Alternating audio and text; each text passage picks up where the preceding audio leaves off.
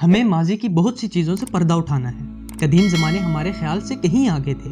मिसाल के तौर पर वो टेक्नोलॉजी जो उस वक्त मौजूद थी, वो बहुत सी दरियाफ्तें हैं जो इस बात का तयन करती हैं कि कदीम यूनानियों, रूमियों और दीगर तहजीबों ने रोज़मर्रा के काम को पूरा करने के लिए मुतअद्दिद टेक्नोलॉजीज़ बनाई थीं। गर्म सहरा में बर्फ़ को ठंडा रखने के लिए रेफ्रिजरेटर से लेकर ऐसे कप तक जो रंग बदल सकते हैं।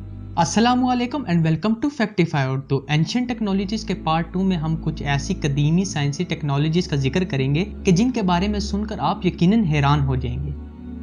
नंबर 1 पर हम बात करेंगे एंटीकाइथीरा मैकेनिज्म की। जी हाँ, 100 साल पहले डाइवर्स को एक यूनानी जजीरे के साहिल पर एक जहाज का मलबा मिला था। इन्होंने जगह का मुआयना किया और एक अजीब सी नजर आने वाली कांसी की चीज दरियाफ्त की। वो बहुत कम जानते थे कि ये छोटी सी दरियाफ्त इंसानी तारीख के बारे में हमारी सोच को बदल देगी। इस ढांचे में पीतल से बने गेयर्स की एक सीरीज थी और डायल किसी ऐसी जगह पर लगाए गए थे जो मेंटल क्लॉक की तरह दिखाई देते थे। ढांचे में कम से कम 2 दर्जन गेयर एक दूसरे के ऊपर रखे गए थे। माहिरीन सारे कदीमा इस नतीजे पर पहुंचे कि ये माजी की किसी किस्म की एक एनालॉग घड़ी या हिसाब करने वाला आला होना चाहिए। एक बहस बरसों तक जारी रही, जब तक कि प्रिंसटन के साइंटिस्ट और तारीखदान डेरिक जे.डी. सोला प्राइस ने 1959 में इस आले का तफसीली तज्जिया फराहम नहीं किया। इसके मुताले से ये बात सामने आई कि ये आला कैलेंडर के महीने को मद्देनजर रखते हुए सियारों और सितारों के मकाम की पेशगोई करने के लिए इस्तेमाल किया जाता था। प्राइस के तज्जिए के मुताबिक मैन गेयर कैलेंडरी साल की नुमाइंदगी करने के लिए आगे बढ़ेगा। इसके नतीजे में अलग अलग छोटे गेयर्स को मुंतकिल करेगा जो सियारों, सूरज और चांद की हरकत की नुमाइंदगी करेंगे।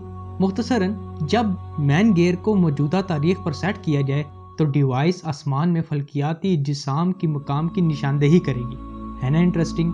प्राइस के अल्फाज में मैकेनिज्म एक अजीम फल्कियाती घड़ी की तरह है या एक जदीद एनालॉग कंप्यूटर की तरह है जो मुश्किल हिसाब को बचाने के लिए मैकेनिकल हिस्सों का इस्तेमाल करती है।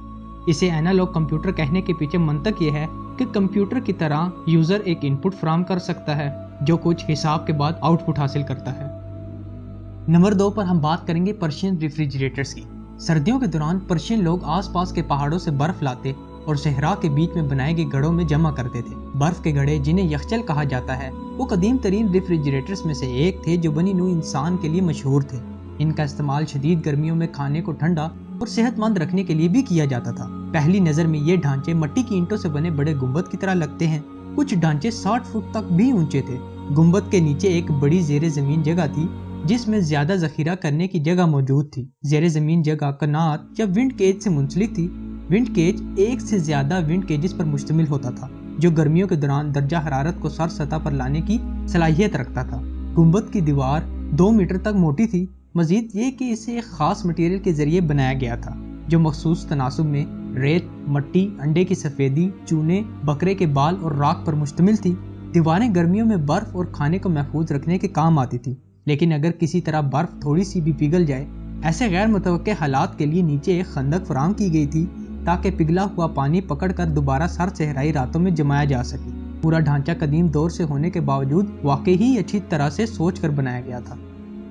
नंबर 3 पर हम बात करेंगे रैंप की। जी हाँ, मिस्री अपने बड़े पैमाने पर तामीराती ढांचे जैसे एहराम के लिए मशहूर हैं। वो आम तौर पर अपने ढांचे को काफी लंबा और मुनफरिद शक्ल का बनाते थे। इस तरह के बड़े ढांचे की तामीर के दौरान रैंप का इस्तेमाल किया जाता था। कदीम मिस्रियों को रैंप की इजाद करने के लिए जाना जाता है। ये रैंप राइट एंगल ट्रायंगल की शेप में थे जिसके जरिए आसानी से किसी भी भारी सामान को ऊंचाई पर ले जाया जा सकता था। लंबे फासले के लिए एक छोटी ताकत का इस्तेमाल करते हुए बोझ को अमूदी तौर पर उठाने या उठाने के लिए शदीद कुव्वत लगाने के बजाय ऊंचाई तक ले जाया जा सकता था। एहराम मिस्र की तामीर के दौरान भी इनका इस्तेमाल किया गया था। जब तामीर की बात आती है तो मिस्री अपने वक्त से यकीनन बहुत आगे थे।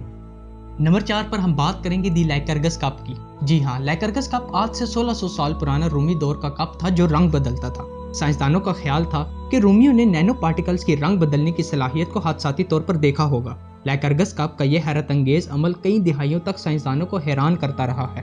1990 तक साइंसदान इसके बारे में कुछ नहीं जान सके। मुहक्किकीन ने माइक्रोस्कोप में कप के टूटे हुए टुकड़ों का मुताला किया और दरियाफ्त किया कि कदीम रूमियों ने शीशे को चांदी और सोने के जर्रात से बनाया था जिसका डायमीटर 50 नैनोमीटर तक छोटा था। ये नमक के दाने के 1/1000वें हिस्से से भी कम होता है। इससे पता चलता है कि रूमी जानते थे कि वो क्या कर रहे हैं, यानी इन्हें नैनो पार्टिकल्स का इल्म था।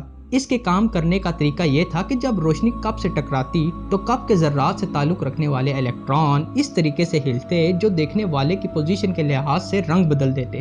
تو جب کپ میں مختلف چیزیں ڈالی جائیں گی، الیکٹران مختلف طریقے سے برتاؤ کریں گے اور رنگ بدلتے جائیں گے۔ آج کی اس ویڈیو میں بس اتنا ہی۔ اگر آپ کو میری ویڈیو پسند آئی ہے تو لائک کریں، کمنٹس کریں اور اپنے دوستوں کے ساتھ شیئر کریں۔ اور اگر آپ نے ابھی تک میرا یوٹیوب چینل فیکٹیفائی اردو سبسکرائب نہیں کیا تو سبسکرپشن کے بٹن پر زور سے مکہ ماریں اور ساتھ ہی بنے بیل آئیکن کو بھی کلک کر دیں تاکہ میری ہر نئی آنے والی ویڈیو آپ تک آسانی سے پہنچ سکے۔ اب میں ملوں گا آپ سے ایک نئی ویڈیو میں، تب تک کے لیے اللہ حافظ۔